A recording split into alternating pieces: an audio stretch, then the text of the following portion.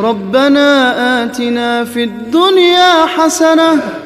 بسم اللہ الرحمن الرحیم. وَإِلَىٰ عَادٍ أَخَاهُمْ هُودًا قَالَ يَا قَوْمِ اعْبُدُوا اللَّهَ مَا لَكُم مِّنْ إِلَٰهٍ غَيْرُهُ إِنْ أَنتُمْ إِلَّا مُفْتَرُونَ.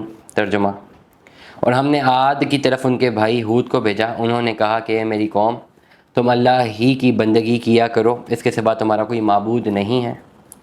تم شریک بنا کر اللہ پر بہتان لگاتے ہو. اے میری قوم، میں تم سے اس نصیحت کا کوئی صلہ نہیں مانگتا. میرا صلہ تو اسی کے ذمہ ہے جس نے مجھے پیدا کیا ہے. پھر کیا تم نہیں سمجھتے؟ اے میری قوم، تم اپنے رب ہی سے گناہ کی بخشش مانگا کرو، پھر اسی کی طرف متوجہ رہو. وہ تم پر آسمان سے موسلا دھار مبینہ برسا دے گا، اور وہ تم کو اور طاقت دے کر تمہاری طاقت بڑھا دے گا. اور مجرم بن کر روگردانی مت کرو. وہ بولے، ہود، تم ہمارے پاس کوئی دلیل نہیں لائے، اور ہم صرف تمہارے کہنے سے اپنے معبودوں کو چھوڑنے والے نہیں ہیں، اور نہ ہم تم پر ایمان لائیں گے. ہم تو کہتے ہیں کہ ہمارے معبودوں نے تم پر آسیب پہنچا کر تم کو دیوانہ بنا دیا ہے.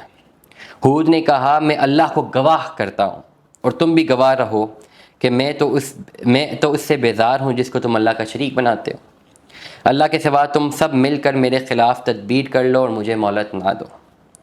میں نے تو اللہ پر بھروسہ کر لیا، اور جو میرا بھی رب ہے اور تمہارا بھی رب ہے. جتنے زمین پر چلنے والے ہیں سب کی چوٹی اس نے پکڑ رکھی ہے. بے شک میرا رب سیدھے راستے پر ہے. پھر بھی اگر تم روگردانی کرو گے تو میں نے تم تک وہ پیغام پہنچا دیا ہے جو مجھ کو دے کر بھیجا گیا تھا، اور میرا رب تمہاری جگہ کسی اور کو زمین میں بسا دے گا اور تم اللہ کا کچھ نہ بگاڑ سکو گے.